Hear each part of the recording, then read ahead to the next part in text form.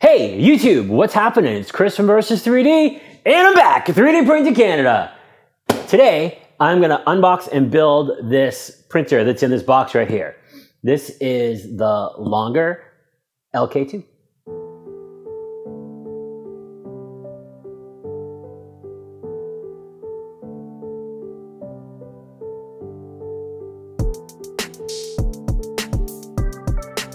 All right, and we're back.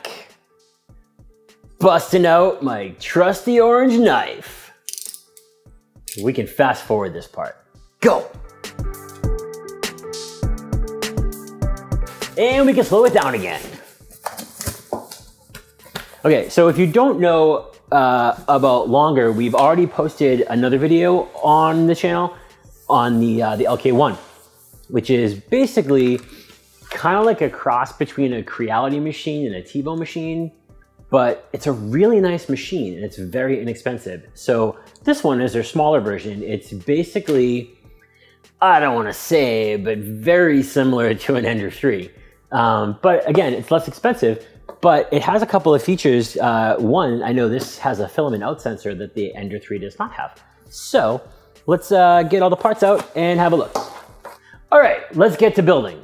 So I've already unwrapped some of the stuff and taken some stuff out of the bags. So let's go to it. First thing we're gonna do is we're gonna install the side extrusions. Now on this, you will see one of these has 2 holes drilled in it. One of them doesn't. So the one with the 2 holes goes on my right, or when you're looking at the printer, still the right. No, the left. I need to learn how to do this more. So keep that in mind because this is the side that the stepper motor is eventually going to get attached to. And yeah, there's that. So anyway, so because this is pretty straight on one side, I'm just going to put it up on its side and it makes it even easier for you guys to see what I'm doing. I'm going to take one of these M5 20mm bolts. Kind of jam it through this hole there. If I can find it, there we go. All right. One thing I will tell you, some of the tools that Longer 3D gives you are not longer enough. So yeah, that was a bad joke, I know.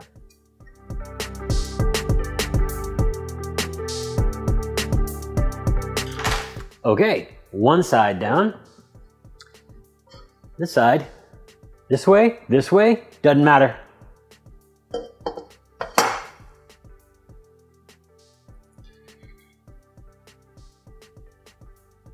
Bolts are trying to get away.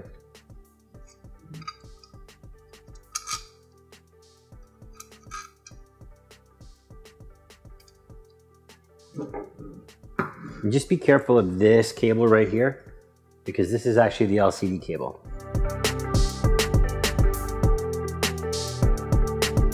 Seems pretty flat.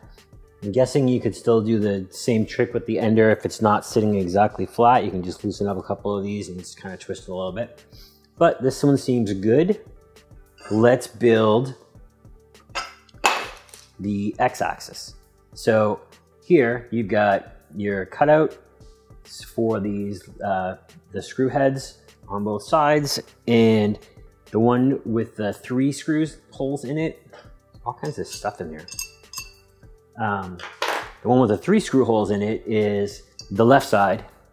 It's gonna go that way. So that means this guy goes on this side. So basically, I'm trying to do this so you can see, not so I can see. So this little guy goes right there on top of this head, screw head. And now the fun part about this is getting the screw in at the same time. So I can't really do that so you guys can see it. So I'm basically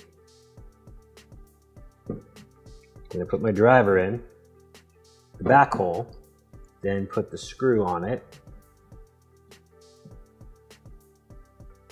and push it through the hole just enough so I can slide this in right where it's supposed to go, right there.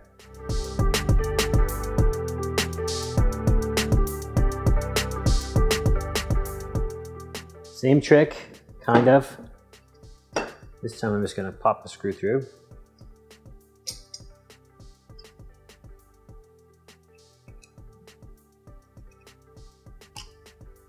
And hope for the best.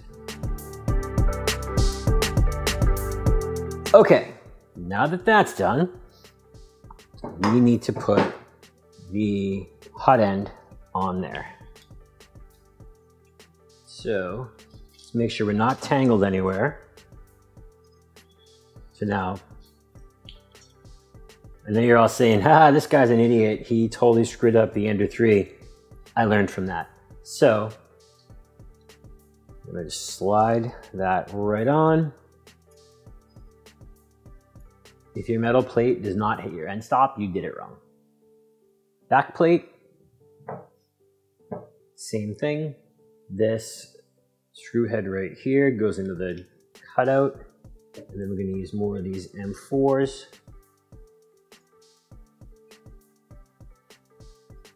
And put that right into place. All right, time to put it on. So now, it's gonna make sure that this is behind here.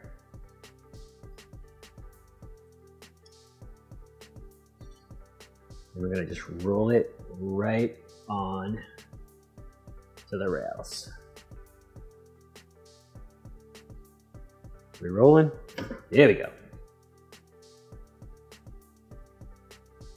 So now it just comes all the way down, and that's it. Let's put on the top.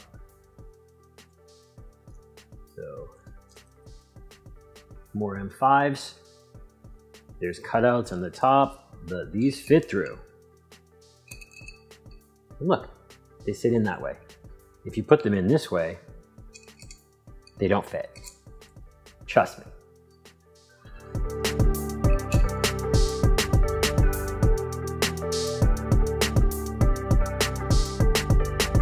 Ta-da! All right, now we are going to install the Z-stepper and the coupler and the threaded rod. All right, let's install the Z-stepper and the coupler and anything else that we need to install over here. So this is just kind of sitting here, so I'm gonna cheat. I'm gonna use the spool holder to hold that up. I think at this point, I will move the heat bed cables out of the way. All right, so now I'm just gonna put the stepper there. Use more of these M416s and screw it in.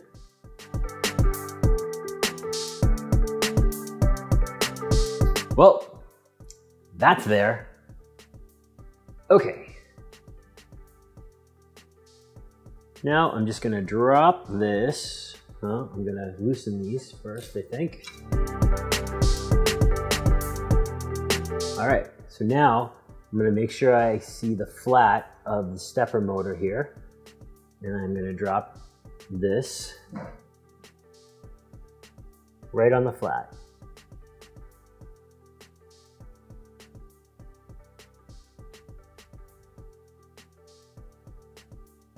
Oh, that's spun. Let's just make sure. There we go.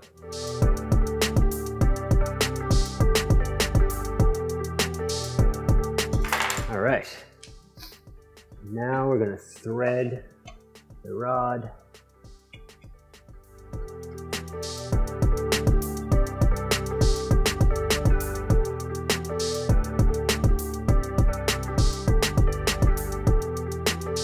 All right. Hey, that works. Excellent. Moving on, step 9. Huh, that worked out well. Install the filament spool holder guy. All different sizes going on here. So, I think I missed something here. Nope, they didn't ask me to put the belt on yet, so I won't.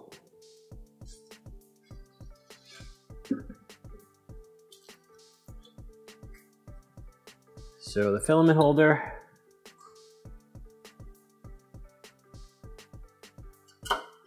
just goes right around here.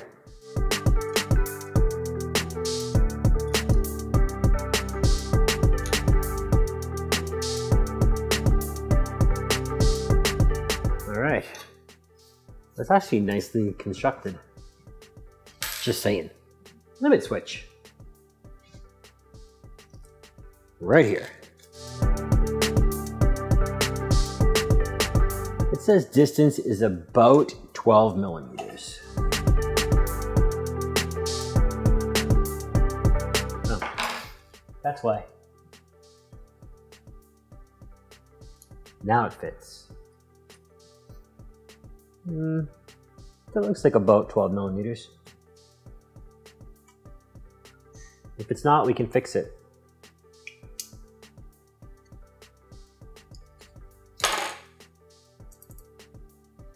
All right.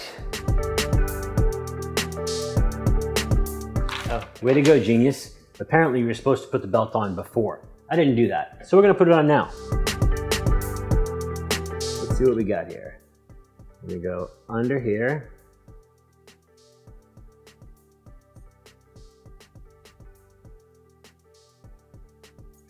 Use this trusty tool here to go over the gear and back under the gear.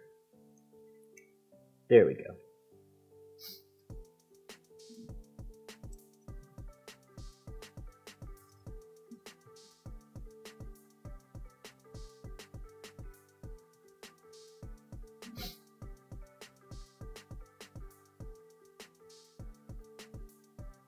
So the way they have this work is you basically just use zip ties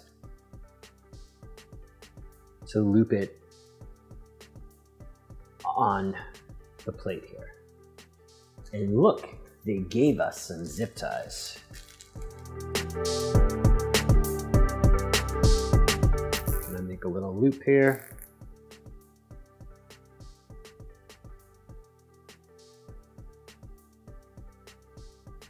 And that should be plenty big.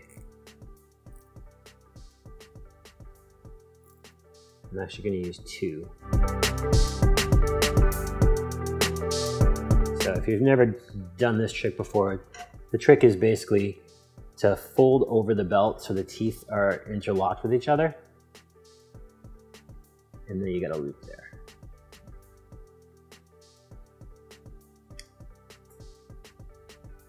Wish this was 3D. That wouldn't have worked, but that would. So now this belt just goes and loops right under there. So now if we pull it tight, that's working. Excellent. Now we're going to do the same trick again. Feel like I need to put this on first though.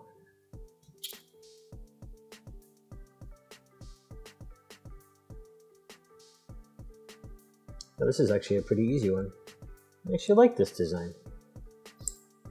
Just gonna pop this right in here.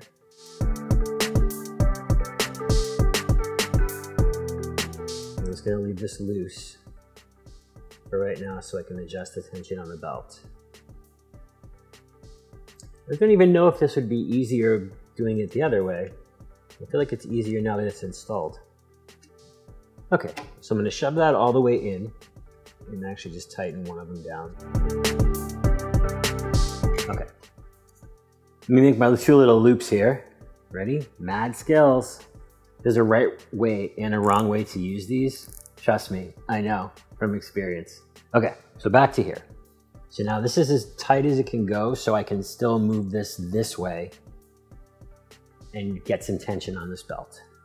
So I'm basically gonna just take it and wrap it up under and get the basic location here. All right, so now pull that off. I'm actually going to trim off this extra piece of the belt here. That way it's not flopping around. There we go. All right. I'm going to come around so it's easier. So now I'm just going to loosen these two guys here.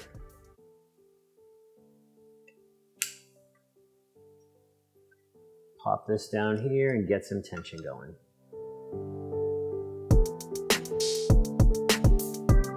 I like this a lot better than T-nuts sliding around. All right, so our tension there is good. This is flopping around everywhere.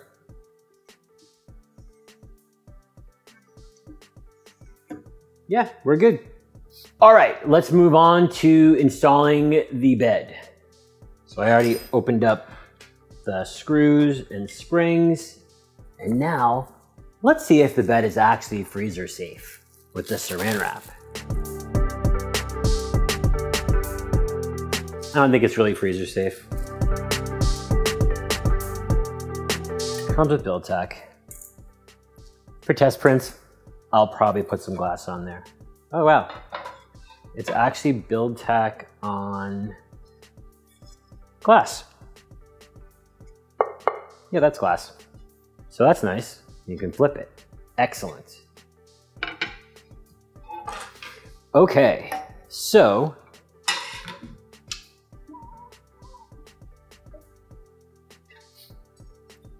the bed has a connector, which I really like, instead of having the wires soldered directly on. So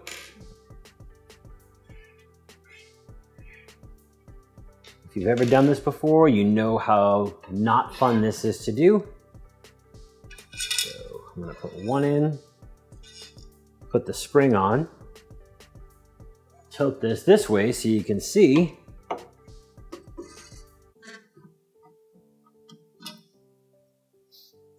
It's going to rest that there. Just barely thread the screw on there. And repeat.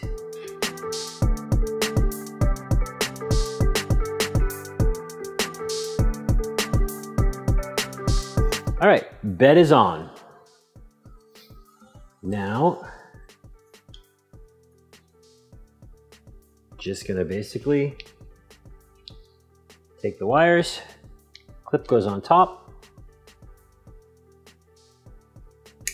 and plug that in.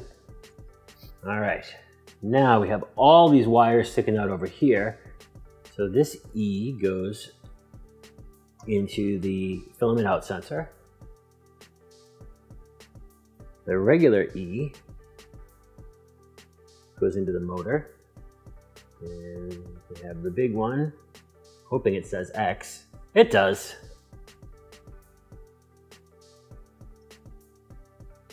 Goes into the motor. And then this little guy goes into the limit switch. All right, now we are just missing one, two. So we have the stepper motor, so this is going to say Z, excellent. Batting 1,000 here. And the limit switch should say Z, and it does. All right.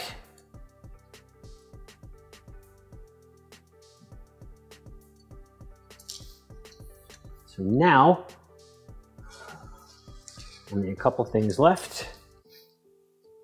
I'm going to take this guy, just a regular Bowden tube, and just pop it in. It's really short. It's short, it's long enough, so I guess we're okay. All right, all that's left now is the LCD. So now this doesn't use the regular EXP connectors. So I'm just going to confirm that the blue side goes down and it doesn't say. So since the pins are on the bottom, I'm going to go with the assumption that the blue side faces up. If you've ever done this type of cable before, you know it's a pain. So now, just to make life easy, this is actually designed so you can put the LCD on either side. I'm going to put it on this side because I want it on the left side and because the caps are already on the right side. Take our last 2 screws.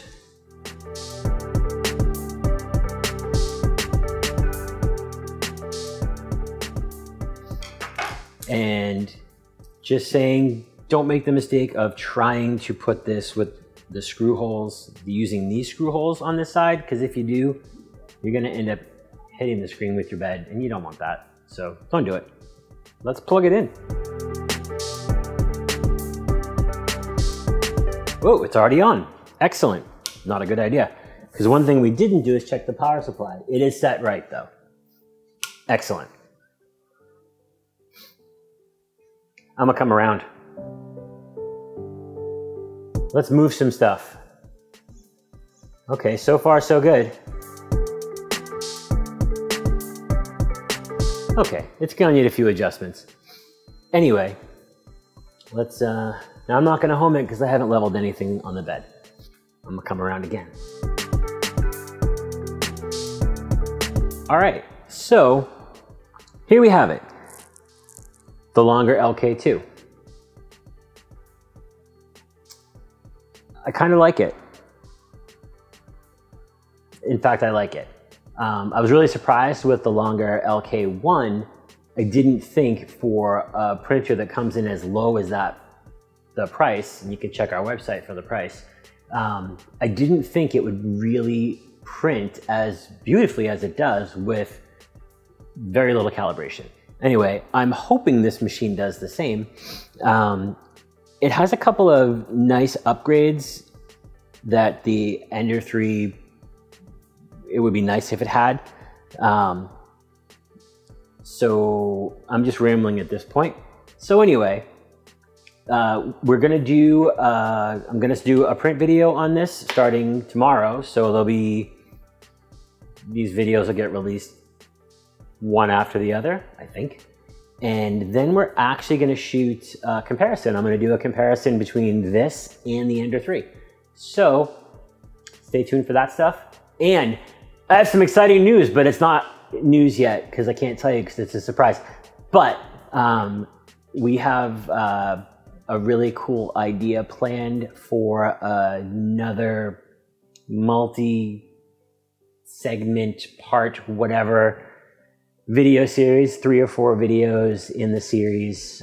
It's something very close to my heart, and I'm excited to be able to do it and bring it to you guys and all the good stuff. So stay tuned. I'll give you a little bit more details in maybe the next video. So anyway, until then, this is Chris from Versus 3D at 3D Printing Canada. Don't forget to like and subscribe and click the bell and do the thing. And if you want to check out my channel for Versus 3D, the link is down there in the box. And don't forget, while you're down there, leave a comment down there and all the good stuff. So anyway, have a good one.